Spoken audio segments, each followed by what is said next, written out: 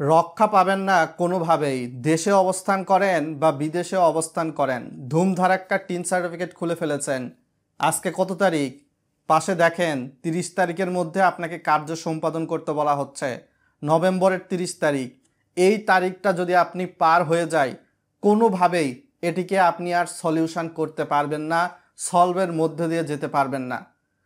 আপনারা অনেকেই রয়েছে টিন সার্টিফিকেট করেছেন ফেসবুকে কাজের জন্য, ইউটিউবে কাজের জন্য, বাসায় হয়তো বা বিদ্যুতের মিটারের লাইনের নেওয়ার জন্য বা জমি ক্রয় বিক্রয়ের জন্য।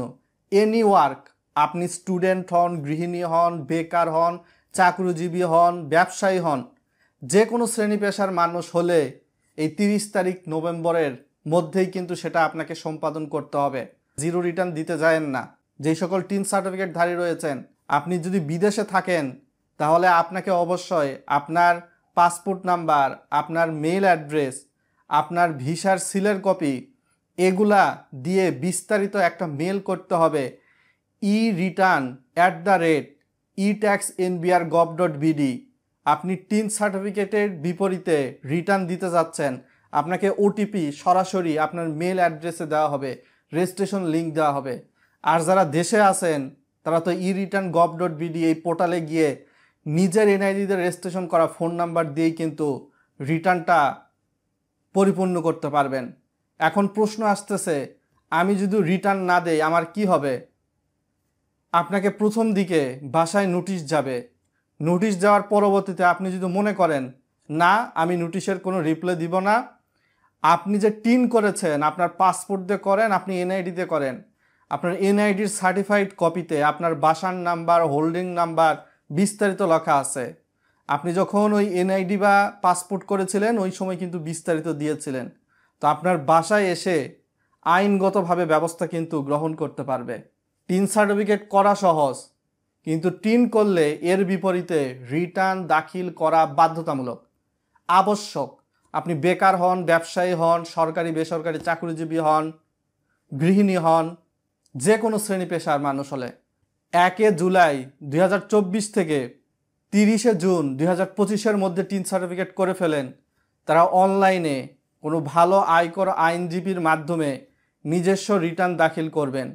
আর জিরো রিটার্ন থেকে সাবধান। জিরো রিটার্ন মানে এই নয় আপনার আয়, ব্যয়, অ্যাসেট, লাইবিলিটি এইগুলা দিতে হবে না, অবশ্যই আপনাকে প্রদান করতে হবে। আপনার যদি করমুক্ত আয় থাকে সেক্ষেত্রে আপনাকে ট্যাক্স দিতেই হবে না। করমুক্ত আয়ের বেশি যদি ইনকাম থাকে একটা অর্থ বছরে, তখনই আপনাকে ট্যাক্স দিতে হবে। আপনি নারী পুরুষ যে কোনো শ্রেণী পেশারই হতে পারেন। অনেকেই বলতে পারেন, ভাই আমি তো 1 জুন 2024-এর পূর্বে টিন সার্টিফিকেট করেছি, তাহলে আমিও কি রিটার্ন দেব? হ্যাঁ, অবশ্যই রিটার্ন দাখিল করবেন কোনো অভিজ্ঞ আয়কর আইনজীবীর মাধ্যমে।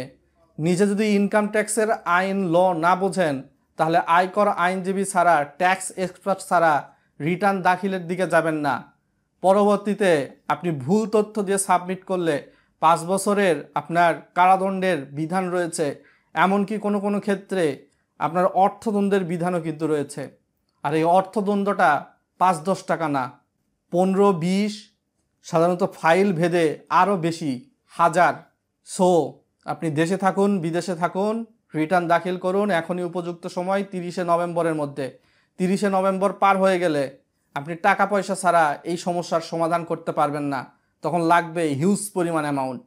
আর যাদের একটা অর্থ বছর অর্থাৎ গেল অর্থ বছরে পুরুষ হয়ে থাকলে 3.5 লক্ষর মধ্যে আয়, তাদের ট্যাক্স দিতে হবে না। আর মহিলাদের ক্ষেত্রে 4 লক্ষ টাকার মধ্যে যদি আয় থাকে তাহলে মহিলাদের কিন্তু ট্যাক্স দিতে হবে না, সেটা করমুক্ত আয় আসবে। আপনার অ্যাসেট, লাইবিলিটি, আপনার যদি মোটর সাইকেল থাকে বা সাইকেল থাকে, কার গাড়িও থাকে বা মোবাইল বা ইলেকট্রনিক যন্ত্রপাতি থাকে, এগুলোও কিন্তু রিটার্নে দাখিল করতে হয়। তাই সঠিক তথ্য এখনই প্রদান করার উপযুক্ত সময়।